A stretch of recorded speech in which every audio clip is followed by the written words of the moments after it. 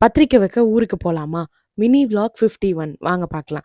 காலையிலேயே கிளம்பி பத்திரிக்கை வைக்க ஃபேமிலியோட போயிட்டோம். பாவம் குழந்தை நைட் ஷிஃப்ட் போயிட்டு வந்து காலையில தான் தூங்கியிருக்கா. ஆனா நான் 8 மணிக்கு கால் பண்ணி 10 மணிக்கெல்லாம் அவங்க வீட்டுக்கு போயிட்டேன். ஸோ அதனால பாவமா இருந்தது குழந்தைய பார்க்க. அப்புறம் ஹைவேஸ்ல கொஞ்சம் ஸ்நாக்ஸ்லாம் வாங்கி சாப்பிட்டுட்டு, பூஜாவோட ஃப்ரெண்டுக்கு இன்விடேஷன் வைக்க போனோம். அவங்க ஆஃபீஸ்ல இருந்தாங்க. ஸோ அதனால அவங்களையும் பார்த்து சோனியா அக்காக்கு பத்திரிக்கைய குடுத்துட்டு, கொஞ்ச நேரம் ஒரு 2 மினிட்ஸ் பேசிட்டு அங்கேருந்து கிளம்பிட்டோம்.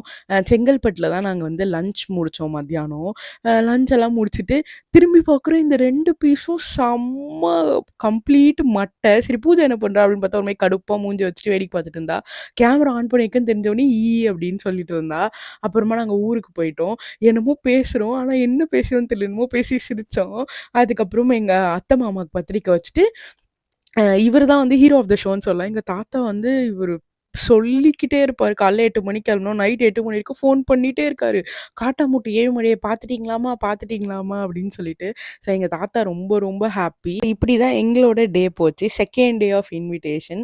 நெக்ஸ்ட் வீடியோல மீட் பண்ணலாம். பாய் பாய் மக்கள்ஸ்.